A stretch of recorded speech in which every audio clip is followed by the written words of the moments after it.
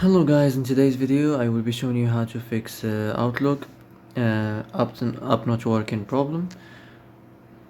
So the answer is easy. Just go to the settings and then scroll down to the apps section and then go to the search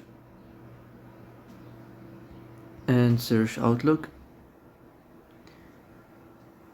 and then go to the storage, and here you will find this clear cache option. Click on it. Now you can go check it if it worked, and if it didn't you can try to restart your phone or turn the Wi-Fi off and on, or the Bluetooth or the airplane mode.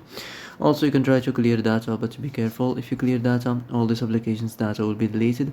This includes all files, the settings, the accounts, the databases, etc. So be careful if you want to clear your data.